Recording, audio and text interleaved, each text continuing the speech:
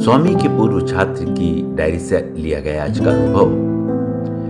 जीवन में कुछ क्षण ऐसे आते हैं जब भगवान श्री सत्य साईं बाबा न केवल किसी भक्त की तत्कालिक समस्या का समाधान करते हैं, बल्कि एक ऐसा वरदान देते हैं जिसका सुरक्षात्मक प्रभाव पीढ़ियों तक बहता रहता है।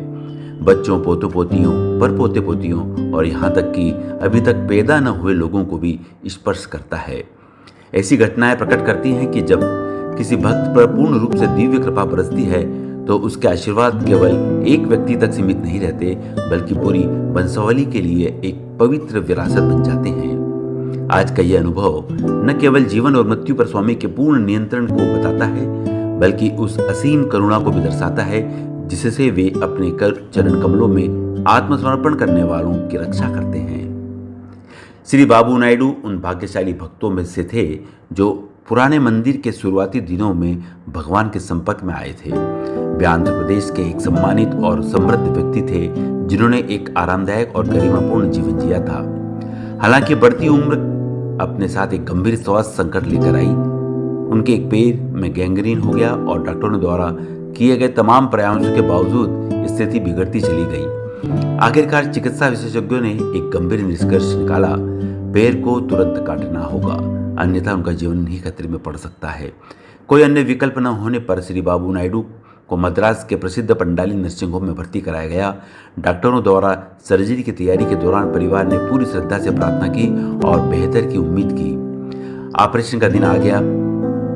एनेस्थीसिया के बाद सर्जनों ने रोगग्रस्त पैर को सफलतापूर्वक काट दिया। चिकित्सकीय रूप से प्रक्रिया योजना के अनुसार पूरी हो गई, लेकिन जीवन केवल चिकित्सा प्रक्रियाओं से नहीं चलता।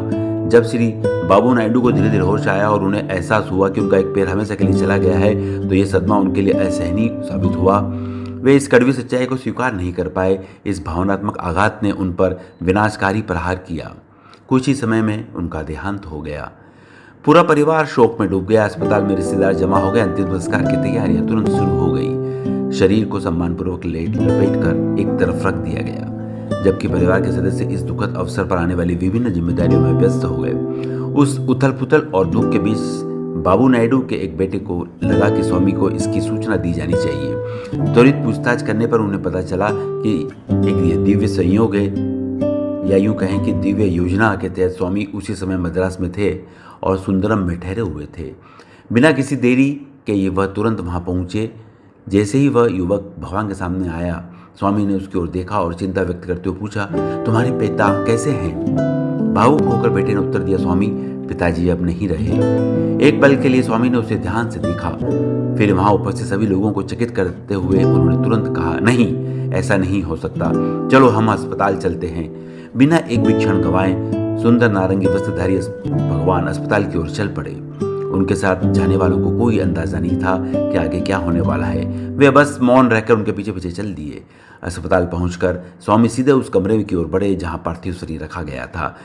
जैसे ही वे करीब पहुंचे, उन्होंने अपनी मधुर और अधिकारपूर्ण आवाज में बार बार पुकारा, बाबू नायडू, बाबू नायडू। भक्त विस्मय से देख रहे थे। स्वामी शरीर के पास पहुंचे और सहायकों को निर्देश दिया, कफन हटाओ।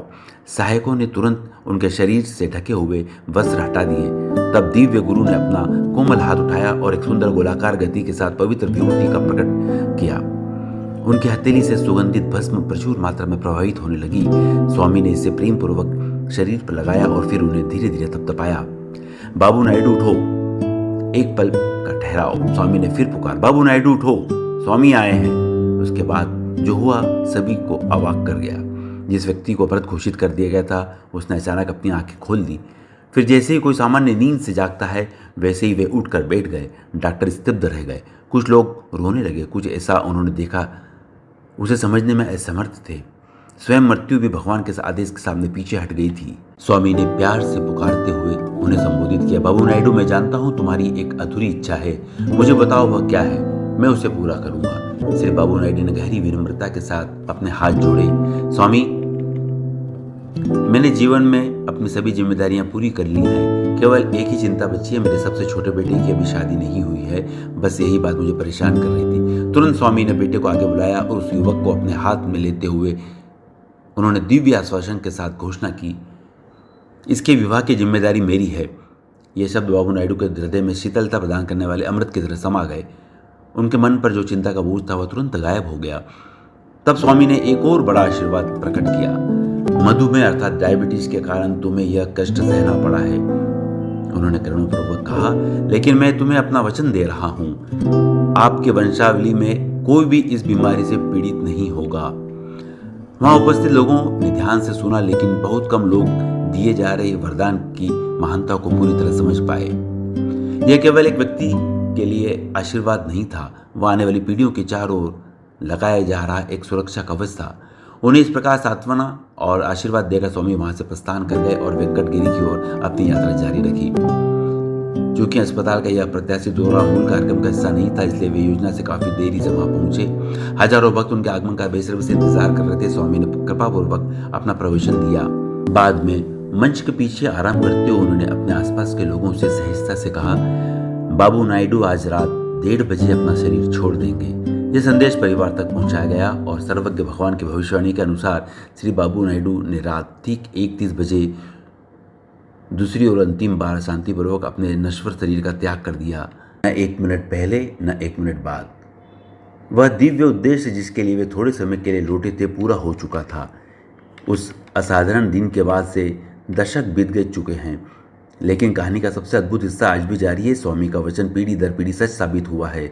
श्री बाबू नायडू के बच्चे, पोते पोते, परपोते और यहाँ तक कि लकड़ पोते भी उस दिव्य आश्वासन के अदृश्य संरक्षण में बड़े हुए हैं।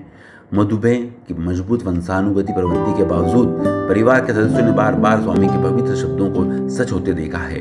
क्योंकि जब भगवान श्री सत्य साईं बाबा अपना वचन देते हैं तो वह कोई साधारण भविष्यवाणी नहीं होती है, वह दिव्य संकल्प होता है, स्वयं भगवान की अचूक इच्छा। ऐसी थी उस सुंदर वरदान देने वाली भगवान की करुणा, जिसके प्रेम की कोई सीमा नहीं थी, जो अपने भक्त के दिल से एक बची हुई चिंता को दूर करने के लिए उसे मृत्यु की चौखट से भी वापस बुला सकते थे, और जिन्होंने एक ही आशीर्वाद से अपना सुरक्षात्मक आलिंगन को पीढ़ियों तक बढ़ा दिया। यह एक बार फिर साबित करते हुए कि जो उनके चरण कमलों में आत्मसमर्पण करते हैं, उनकी देखभाल एक जीवन काल और एक पीढ़ी से कहीं आगे तक फैली हुई होती है। जय साईं राम।